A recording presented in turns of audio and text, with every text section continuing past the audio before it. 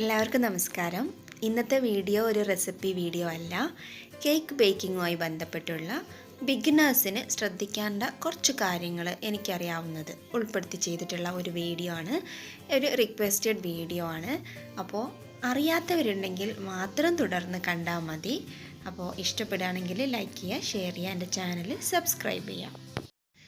നമ്മൾ ഒരു ബേക്കിംഗ് ചെയ്യണം എന്ന് മനസ്സുകൊണ്ട് തീരുമാനിച്ചു കഴിഞ്ഞാൽ നമ്മുടെ കയ്യിലൊരു റെസിപ്പി വന്നിട്ടുണ്ടാവും.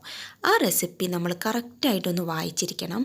അതിലെന്താണോ പറഞ്ഞിട്ടുള്ളത്, എത്രയാണോ അളവുകൾ പറഞ്ഞിട്ടുള്ളത്, എത്രയാണോ ടെമ്പറേച്ചർ പറഞ്ഞിട്ടുള്ളത്, അതെല്ലാം കറക്റ്റായിട്ട് നമ്മൾ ഫോളോ ചെയ്യുക എന്നുള്ളതാണ് ഏറ്റവും പ്രധാനപ്പെട്ട കാര്യം. അതിൽ നമ്മുടേതായ ഒരു മാറ്റം വരുത്തരുത്. കാരണം ബേക്കിംഗ് ചെയ്യുമ്പം അളവുകളും കാര്യങ്ങളും കറക്റ്റ് ആയാലേ ഉള്ളൂ പ്രൊഡക്റ്റും അതിനനുസരിച്ച് നന്നാവുക. അതപ്പോൾ അത് ഏറ്റവും പ്രധാനപ്പെട്ടതാണ്. അപ്പോൾ അത് ശ്രദ്ധിക്കാം. രണ്ടാമത്തെ കാര്യം എന്ന് പറയുന്നത്, ഈ പറയപ്പെടുന്ന ഇൻഗ്രീഡിയൻസ് ഒക്കെ നമ്മുടെ കയ്യിലുണ്ടോ എന്നൊന്ന് ചെക്ക് ചെയ്യുക എന്ന് പറഞ്ഞാൽ അത് ഫ്രഷ് ആണോ എന്നുള്ളതാണ് ഏറ്റവും പ്രാധാന്യം കൊടുക്കേണ്ടത്. അപ്പോൾ ചിലപ്പോൾ നമ്മുടെ വീട്ടിൽ മൈദയൊക്കെ ഉണ്ടാവും, പക്ഷെ അത് ഫ്രഷ് ആയിക്കൊള്ളണം എന്നില്ല. അപ്പോൾ അത് ഫ്രഷ് ആണോ എന്നുള്ളത് ചെക്ക് ചെയ്യണം. എക്സ്പയറി ഡേറ്റ് കഴിഞ്ഞ ഒരു കാര്യങ്ങളും നമ്മൾ ഉപയോഗിക്കരുത്. അതുപോലെ തന്നെ ക്വാളിറ്റിയുള്ള ഇൻഗ്രീഡിയൻസ് പ്രത്യേകം വാങ്ങിക്കാൻ ശ്രദ്ധിക്കുക. പ്രത്യേകിച്ച് നമ്മൾ പുറത്തൊക്കെ കൊടുക്കുന്നുണ്ടെങ്കിൽ ക്വാളിറ്റിയും ഫ്രഷ്നെസ്സിനും വളരെയധികം പ്രാധാന്യം ഉണ്ട്. അത് രണ്ടാമത്തത്.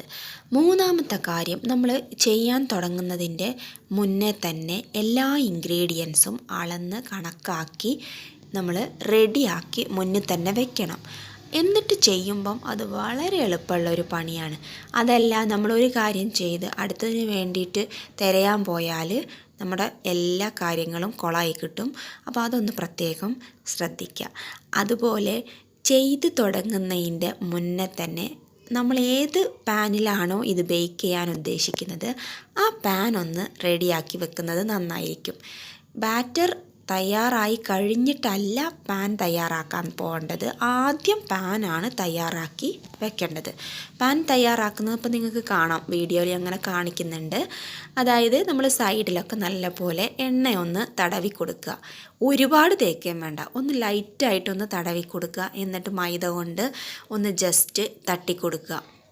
അതുപോലെ എന്നിട്ട് ഒരു പാച്ച്മെൻറ്റ് പേപ്പർ അല്ലെങ്കിൽ ബട്ടർ പേപ്പർ നമ്മുടെ കൈവശം ഉണ്ടെങ്കിൽ അത് കൂടെ വെച്ചാൽ പെർഫെക്റ്റായി. അതാണ് പാൻ തയ്യാറാക്കുമ്പോൾ ശ്രദ്ധിക്കേണ്ടത്. പിന്നെ ശ്രദ്ധിക്കേണ്ട കാര്യം, നമ്മുടെ ബാറ്ററിന് അനുയോജ്യമായിട്ടുള്ള പാന് സെലക്ട് ചെയ്യുക എന്നുള്ളതാണ്. ഇപ്പോൾ 1/2 കിലോ ആണെങ്കിൽ അത് 6 ഇഞ്ചിൻ്റെ പാനിൽ വേണം ബേക്ക് ചെയ്യാൻ. അല്ലാതെ 10 ഇഞ്ചിൻ്റെ പാനിൽ അത് നമ്മൾ ബേക്ക് ചെയ്താൽ പരന്ന ഒരു കേക്കായിരിക്കും നമുക്ക് കിട്ടുക. കറക്റ്റ് ആവശ്യത്തിനുള്ള ഹൈറ്റും വെയ്റ്റും ഒക്കെയുള്ള ഒരു കേക്ക് വേണമെങ്കിൽ അതിനനുയോജ്യമായിട്ടുള്ള പാത്രം നമ്മൾ സെലക്ട് ചെയ്യണം. കാരണം അതും ഈ റെസിപ്പിയിൽ പറഞ്ഞിട്ടുണ്ടാവും. 6 ഇഞ്ച് എന്നാണ് പറഞ്ഞിട്ടില്ലെങ്കിൽ 6 ഇഞ്ച് എടുക്കുക, 8 ഇഞ്ച് എന്നാണ് പറഞ്ഞിട്ടില്ലെങ്കിൽ 8 ഇഞ്ച് എടുക്കുക. അതും വളരെ ഒരു പ്രധാനപ്പെട്ട കാര്യം ആണ്. അപ്പോൾ ആദ്യം അതവിടെ റെഡിയാക്കി വെച്ച് കഴിഞ്ഞിട്ട് വേണം നമ്മൾ ഇൻഗ്രീഡിയൻസ് അളക്കേണ്ടത്. ഇൻഗ്രീഡിയൻസ് അളക്കുന്നതിലും കുറച്ച് കാര്യങ്ങൾ ശ്രദ്ധിക്കാനുണ്ട്. കുത്തി നിറച്ചൊന്നും നമ്മളൊരിക്കലും ഒരു കപ്പ് ഇപ്പോൾ നമ്മുടെ റെസിപ്പിയിൽ പറയുന്ന മൈദ നിങ്ങളൊരു കപ്പ് എടുക്കുമെന്ന് പറഞ്ഞാൽ ആ മൈദ നമ്മൾ ആ പാത്രത്തിലേക്ക് കുത്തി നിറച്ച് എടുത്തു കഴിഞ്ഞാൽ നമ്മുടെ അളവ് നമുക്ക് ഒരിക്കലും ശരിയായിട്ട് കിട്ടില്ല. അതുപോലെ ചിലപ്പം ചിലർക്കുള്ള ഒരു പതിവാണ്, ഇപ്പം നമ്മൾ ജസ്റ്റ് കാണുമ്പോൾ ഉണ്ടാവും 1 ടീസ്പൂൺ ബേക്കിംഗ് പൗഡർ, അല്ലെങ്കിൽ ഇപ്പം നമ്മൾ മറ്റ് റെസിപ്പീസിലൊക്കെ പോലെ 1 ടീസ്പൂൺ മുളക് പൊടി എന്നൊക്കെ പറയുമ്പം നല്ലോണം കുമിച്ചൊക്കെ എടുക്കും. അതൊന്നും ബേക്കിങ്ങിൻ്റെ കാര്യത്തിൽ പറ്റില്ല. വളരെ ലെവൽ ചെയ്ത് വേണം നമ്മളെടുക്കാൻ. ഇപ്പോൾ ഇവിടെ ഞാൻ കാണിക്കുന്നുണ്ട് ഞാൻ എങ്ങനെയാണ് ഒരു 1/2 കപ്പ് മൈദ എടുക്കുന്നതെന്ന് നിങ്ങൾ നോക്കുക. ഒരു സ്പൂൺ വെച്ചിട്ട് നമ്മളത് ഫില്ല് ചെയ്യുക. കുത്തി നിറക്കരുത്, കുറേശ്ശെയായിട്ട് നമ്മളത് ഫില്ല് ചെയ്ത് കൊടുക്കുക. അങ്ങനെ അപ്പോൾ അതിൽ കുറച്ച് അവിടെയും ഇവിടെയൊക്കെ ഒഴിവുണ്ടാവും, അതുണ്ടായിക്കോട്ടെ, ഒരു പ്രശ്നവുമില്ല. ഈ രീതിയിൽ നമ്മൾ ഫില്ല് ചെയ്ത് കഴിഞ്ഞിട്ട് ഒരു കത്തി വെച്ചിട്ട് ജസ്റ്റ് ഒന്ന് വടിച്ചെടുക്കുക. ഇപ്പോൾ എത്രയാണോ മൈദ അതിലുള്ളത് അതാണ് നമ്മുടെ 1 കപ്പ് മൈദ എന്ന് പറയുന്നത്. ഇപ്പോൾ മനസ്സിലായില്ലേ? അപ്പോൾ ഈ രീതിയിൽ വേണം നമ്മൾ ചെയ്യാൻ. ഇനി സ്പൂണായാലും നമ്മളിപ്പോൾ 1 ടീസ്പൂൺ അല്ലെങ്കിൽ 1 ടേബിൾ സ്പൂൺ എന്നൊക്കെ പറഞ്ഞിട്ടുണ്ടാവും. എന്താണേലും വേണ്ടില്ല, അതിട്ട് വെച്ചിട്ടുള്ള പാത്രത്തിലേക്ക് നമ്മൾ ഇതേ രീതിയിലൊന്ന് ഫില്ല് ചെയ്തെടുക്കുക. എന്നിട്ട് ഒരു കത്തി വെച്ചിട്ട് കറക്റ്റായിട്ട് വടിച്ചെടുക്കുക. ഈ രീതിയിൽ വേണം നമ്മൾ കാര്യങ്ങൾ അളന്നെടുക്കാൻ. അപ്പോൾ ഒരു സെറ്റ് മെഷറിംഗ് കപ്പും മെഷറിംഗ് സ്പൂൺസും നിങ്ങളുടെ കയ്യിലുണ്ടെങ്കിൽ നിങ്ങളുടെ പണി കഴിഞ്ഞു. അതാണ് ബേക്കിങ്ങിൽ ഏറ്റവും പ്രധാനമായിട്ട് എനിക്ക് തോന്നിയിട്ടുള്ളത്. അങ്ങനെ ഒരു സെറ്റ് മെഷറിംഗ് കപ്സും സ്പൂൺസും ഉണ്ടെങ്കിൽ പിന്നെ ഒരു പ്രശ്നമില്ല, വളരെ എളുപ്പത്തിൽ നമുക്ക് ചെയ്യാം. ഇപ്പോൾ കണ്ടില്ലേ, ഞാൻ ഈ ടിന്നിൻ്റെ പുറത്ത് അതിൻ്റെ എക്സ്പയറിയുടെ ആ ഒരു ഭാഗം എടുത്തു വെച്ചിരിക്കുകയാണ്. കാരണം എക്സ്പയറി ഡേറ്റ് കഴിഞ്ഞ് ഇതുള്ള സാധനം നമ്മൾ ഉപയോഗിച്ച് ചെയ്താൽ നമുക്ക് റിസൾട്ട് കിട്ടില്ല. പ്രത്യേകിച്ച് ബേക്കിംഗ് പൗഡറൊക്കെ പോലെയുള്ളത് കഴിഞ്ഞ് കഴിഞ്ഞാൽ നമുക്ക് നേരെ പൊന്തി വരിയൊന്നും ഇല്ല. അപ്പോൾ അത് നമ്മൾ പ്രത്യേകം ശ്രദ്ധിക്കാം. പിന്നൊക്കെ ചെയ്യേണ്ട ഒരു കാര്യമാണ്, നമ്മളെല്ലാ പൊടികളും ആദ്യം എല്ലാം ഇട്ടു, മൈദ, ബേക്കിംഗ് പൗഡർ, ബേക്കിംഗ് സോഡയൊക്കെ ഇട്ട് കഴിഞ്ഞാൽ നല്ല പോലെ ഒരു 3 വട്ടം അത് അരിച്ചെടുക്കണം. അതെന്തിനാന്ന് വെച്ചാൽ കേക്കിൽ ഈ പൊടികളെല്ലാം ഒരേപോലെ എല്ലാ ഭാഗത്തേക്കും ആയി കിട്ടാൻ അത് വളരെയധികം സഹായിക്കും. അതുകൊണ്ട് തന്നെ കേക്ക് സോഫ്റ്റായിട്ട് കിട്ടാനും നമ്മളെ അത് വളരെയധികം സഹായിക്കും. ഇനി അടുത്തതാണ് നമ്മുടെ ബേക്കിങ്ങുമായി ബന്ധപ്പെട്ട് വരുന്ന ഇൻഗ്രീഡിയൻസിൻ്റെ ടെമ്പറേച്ചർ എന്ന് പറയുന്നത്. ഇപ്പം നമ്മൾ മുട്ട ഉപയോഗിക്കും, ബട്ടർ ഉപയോഗിക്കും, പാൽ ഉപയോഗിക്കും. പലപ്പോഴും ഈ കാര്യങ്ങളൊക്കെ ഫ്രിഡ്ജിലായിരിക്കും ഉണ്ടാവുക. അപ്പോൾ അതേ തണുപ്പോടുകൂടി നമ്മൾ ഇതിൽ ഉപയോഗിച്ചാൽ നമ്മൾ വിചാരിക്കുന്ന റിസൾട്ട് നമുക്ക് കിട്ടില്ല. അപ്പോൾ അതുകൊണ്ട് നമ്മൾ എന്ത് ചെയ്യണം? ആദ്യം തന്നെ അത് പുറത്തെടുത്ത് വെച്ച് റൂം ടെമ്പറേച്ചറിൽ ആയതിനു ശേഷം മാത്രമേ ഉള്ളൂ അത് ഉപയോഗിക്കാവൂ. പിന്നെ ഈ ബട്ടറിൻ്റെയൊക്കെ കാര്യത്തിൽ നമ്മൾ തണുപ്പില്ലാത്തത് ഉപയോഗിക്കുക എന്ന് പറയുമ്പോൾ നമ്മൾ മെൽറ്റ് ചെയ്ത് ഉപയോഗിച്ചാൽ ചിലപ്പോൾ റിസൾട്ട് വേറെ ആയിരിക്കും. എന്താണോ പറഞ്ഞത് അത് തന്നെ ഫോളോ ചെയ്യാം. അപ്പോൾ റൂം ടെമ്പറേച്ചറിലുള്ള കാര്യങ്ങൾ ഉപയോഗിക്കാൻ പ്രത്യേകം ശ്രദ്ധിക്കുക. മുട്ട, ബട്ടർ, പാല് എന്തുമാവട്ടെ, ഏത് ഐറ്റമായാലും അത് റൂം ടെമ്പറേച്ചറിലുള്ളതായിരിക്കാൻ പ്രത്യേകം ശ്രദ്ധിക്കാം. പിന്നെ നമ്മൾ ബീറ്റ് ചെയ്യുമ്പം, ഇപ്പം മുട്ടയാണ് നമ്മൾ ബീറ്റ് ചെയ്യുന്നതെങ്കിൽ അത് ബീറ്റ് ചെയ്യുമ്പോൾ കുറച്ച് കാര്യങ്ങൾ ശ്രദ്ധിക്കാനുള്ള എന്താ വെച്ചാൽ, മുട്ടയുടെ ഈ ഒരു മണം മുന്തി നിൽക്കും ചിലപ്പം. അത് ഒഴിവാക്കാനാണ് അത് ബീറ്റ് ചെയ്യുന്ന സമയത്ത് തന്നെ അതിലേക്ക് നമ്മൾ വാനില എസൻസോ ചോക്ലേറ്റ് എസൻസോ ഏതാ ഉപയോഗിക്കുന്നത് വെച്ചാൽ ആ എസൻസ് അവിടെ ചേർക്കുക. എന്നാൽ മുട്ടയുടെ മണം ഒട്ടും ഉണ്ടാവില്ല. നമ്മൾ വെള്ളയും മഞ്ഞയും വേർതിരിച്ചാണ് ബീറ്റ് ചെയ്യുന്നതെങ്കിൽ മഞ്ഞയിലേക്ക് വേണം വാനില എസൻസ് ചേർക്കാൻ. ഇനി നമ്മൾ ബീറ്റ് ചെയ്ത് നമുക്കറിയാലോ, കേക്ക് നന്നാവുക എന്ന് പറഞ്ഞാൽ മുട്ട ബീറ്റ് ചെയ്യുന്നതിൽ അതിനൊരുപാട് കാര്യമുണ്ട്.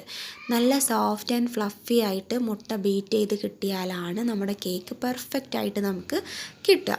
അപ്പോൾ അതിന് വലിയ പ്രയാസമൊന്നുമില്ല. കുറച്ച് കാര്യങ്ങൾ ശ്രദ്ധിച്ചാൽ നമുക്ക് വളരെ ഭംഗിയായിട്ട് മുട്ട ബീറ്റ് ചെയ്ത് കിട്ടും. അതിൻ്റെ ഒരു വീഡിയോ ഞാൻ സെപ്പറേറ്റ് ആയിട്ട് ചെയ്തിട്ടുണ്ട്. അപ്പോൾ അതിൽ സംശയമുള്ളവരുണ്ടെങ്കിൽ ആ വീഡിയോ ഒന്ന് കണ്ട് നോക്കുക. നല്ല അതായത് പ്രത്യേകിച്ചൊന്നുമില്ല, ആ ഒരു പാത്രം റൂം ടെമ്പറേച്ചറിലുള്ള മുട്ടയായിരിക്കുക, ഉപയോഗിക്കുന്ന പാത്രവും വിസ്കും ഒക്കെ നനവില്ലാതെ നന്നായിട്ട് ബീറ്റ് ചെയ്യുക. അപ്പോൾ അതുപോലെ ഇടയ്ക്കിടയ്ക്ക് പഞ്ചസാര ചേർത്ത് ബീറ്റ് ചെയ്യുക. ഇതൊക്കെ ചെയ്താൽ നല്ലൊരു റിസൾട്ട് നമുക്ക് അവിടെ കിട്ടും. പിന്നെ നല്ല പോലെ ബീറ്റ് ചെയ്ത് കഴിഞ്ഞിട്ട് പിന്നെ നമുക്കിതിൽ കുറേ ലിക്വിഡ് ഇൻഗ്രീഡിയൻസ് ചേർക്കാനുണ്ടാവും. അതായത് ചിലപ്പം ഓയിൽ ചേർക്കാനുണ്ടാവും, ചില റെസിപ്പിയിൽ പാല് ചേർക്കാനുണ്ടാവും, അല്ലെങ്കിൽ ബട്ടർ മിൽക്ക് ചേർക്കാനുണ്ടാവും. ഇങ്ങനത്തെ കാര്യങ്ങളൊക്കെ നമ്മളൊരു ബീറ്റ് ചെയ്ത് വെച്ച കാര്യത്തിലേക്ക് ചേർക്കുമ്പോൾ കുറഞ്ഞ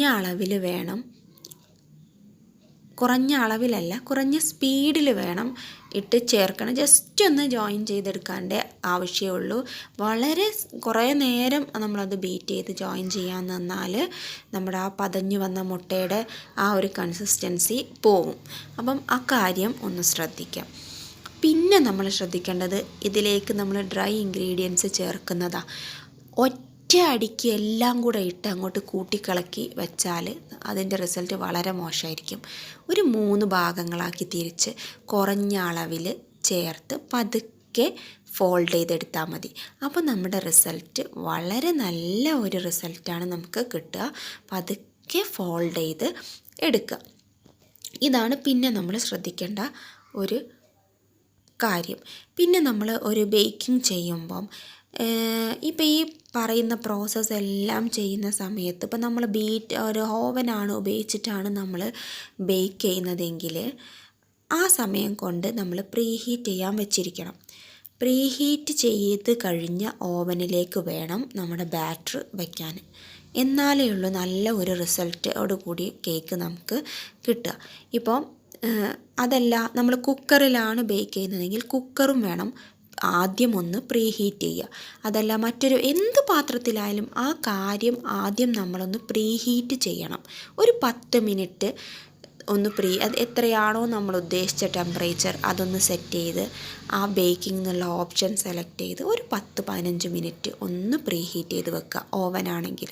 അതല്ല കുക്കറോ മറ്റു പാത്രങ്ങളോ ആണെങ്കിൽ ഒരു 10 മിനിറ്റ് ഒന്ന് ഹൈ ഫ്ലെയിമിലിട്ട് ഒന്ന് ഹീറ്റ് ചെയ്യുക. അപ്പോൾ കുക്കറൊക്കെ ആവുമ്പോൾ ചിലപ്പോൾ അതിനകത്ത് ഉപ്പോ മണലോ ഒക്കെ നമുക്കൊന്ന് വിതറേണ്ടി വരും. അതായത് ചൂടൊന്ന് ക്രമീകരിക്കാൻ വേണ്ടിയിട്ടാണ്.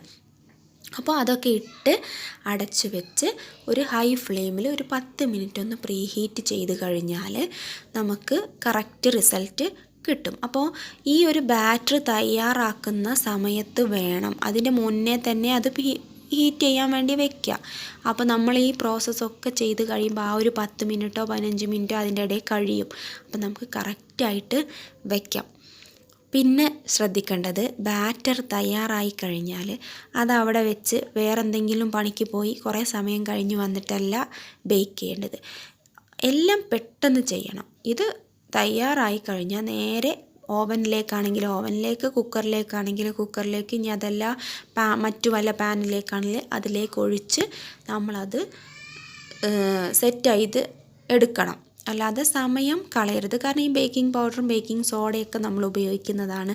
അതൊക്കെ പെട്ടെന്ന് റിയാക്ഷൻ നടക്കുന്ന കാര്യങ്ങളാണ്. അപ്പോൾ അവിടെയൊന്നും ടൈം ലാഗ് വരാൻ പാടില്ല.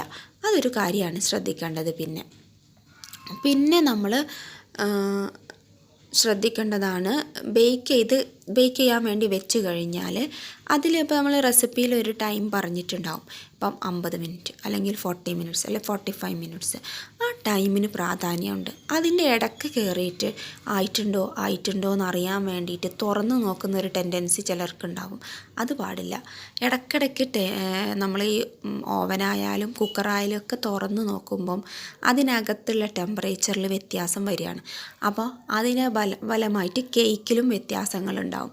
ചിലപ്പോൾ ചിലരുടെ കേക്ക് ഉള്ളു വെന്തിട്ടുണ്ടാവില്ല, അല്ലെങ്കിൽ കുഴിഞ്ഞ് കിടക്കും. അങ്ങനെയൊക്കെ പല പ്രശ്നങ്ങളും വരും. അപ്പോൾ ഏകദേശം ഒരു 45 മിനിറ്റ്സാണ് ടെമ്പറേച്ചർ പറഞ്ഞിട്ടുണ്ടെങ്കിൽ അത് തന്നെ വയ്ക്കുക. എന്നിട്ട് തുറന്ന് നോക്കിയിട്ട് നിങ്ങൾക്ക് വേവ് കുറവാണ് എന്ന് തോന്നുന്നുണ്ടെങ്കിൽ ഒരു 5 മിനിറ്റും കൂടെ വയ്ക്കുക. അത്രയേ ഉള്ളൂ. അതിലൊരു പ്രശ്നവുമില്ല. നമ്മൾ പറഞ്ഞ പോലെ ലോ ഫ്ലെയിമിൽ ആ പറഞ്ഞ സമയമൊക്കെ കറക്റ്റാക്കി നമ്മൾ വെച്ചിട്ടുണ്ടെങ്കിൽ വേറെ പ്രശ്നങ്ങളൊന്നും വരില്ല. പിന്നെ ശ്രദ്ധിക്കേണ്ടത്, നമ്മളിത് വെന്തിട്ടുണ്ടോ എന്ന് ചെക്ക് ചെയ്യാൻ വേണ്ടിയിട്ട് ഒരു സ്ക്യൂറോ അല്ലെങ്കിൽ ഒരു മരത്തിൻ്റെ എന്തെങ്കിലും ഒരു കോലോ അങ്ങനെ എന്തെങ്കിലും വെച്ചൊന്ന് കുത്തി നോക്കുക. അതിലൊന്നും ഒട്ടിപ്പിടിച്ചിട്ടില്ലെങ്കിൽ നമ്മുടെ കായം വെന്തിട്ടുണ്ടെന്ന് ഉറപ്പിക്കാം. അപ്പോൾ ആ കുത്തി നോക്കുന്നത് കറക്റ്റ് സെൻറ്ററിലാണ് കുത്തി നോക്കേണ്ടത്. സെൻറ്ററിൽ കുത്തി നോക്കുമ്പോൾ എവിടെയും ഒട്ടിപ്പിടിച്ചിട്ടില്ലെങ്കിൽ നമുക്ക് ഉറപ്പിക്കാം നമ്മുടെ കേക്ക് കറക്റ്റായിട്ടാണ് നമ്മൾ ചെയ്തിട്ടുള്ളത് എന്ന്. ഇനി വേറൊരു രീതി നമുക്ക് മനസ്സിലാക്കുന്നതാണ്, പാത്രത്തിൻ്റെ സൈഡിൽ നിന്നെല്ലാം ഒന്ന് വിട്ട് വന്നിട്ടുണ്ടാവും. അതുപോലെ നല്ല ഒരു കളറ് മുകളിൽ വന്നിട്ടുണ്ടാവും. അപ്പോഴും നമുക്ക് മനസ്സിലാക്കാം ഇത് കേക്ക് നല്ലപോലെ റെഡി ആയിട്ടുണ്ട് എന്ന് ഉള്ളത്. പിന്നെ നമ്മുടെ ബാറ്റർ റെഡിയായി കഴിഞ്ഞ് നമ്മളതൊരു പാത്രത്തിലേക്ക് പാൻ റെഡിയാക്കി വെച്ചതിലേക്ക് നമ്മൾ ഒഴിക്കുമല്ലോ. ആ സമയത്ത് നല്ല പോലെ ഒന്ന് ടാപ്പ് ചെയ്ത് കൊടുക്കണം. അതെന്തിനാണെന്ന് വെച്ചാൽ അതിനകത്ത് കയറിയിട്ടുള്ള എയർ ബബിൾസ് ഒക്കെ പോവാനാണ്. അപ്പോൾ നന്നായിട്ടൊന്ന് ടാപ്പ് ചെയ്ത് കൊടുക്കുക. ഇങ്ങനെ ചില്ലറ ചെറിയ കാര്യങ്ങൾ ശ്രദ്ധിച്ചാൽ നമുക്ക് നല്ല ഒരു റിസൾട്ട് കിട്ടും. അതുപോലെ നമ്മൾ ബാറ്റർ ഒഴിക്കുമ്പം ഒരു പാത്രത്തിൻ്റെ 1/4 ഭാഗം മാത്രമേ ബാറ്റർ ഒഴിക്കാവൂ, ഇല്ലെങ്കിൽ അത് പുറത്തേക്ക് ഒഴുകും. അതുപോലെ നമുക്ക് കറക്റ്റായിട്ട് ശരിയായി കിട്ടില്ല.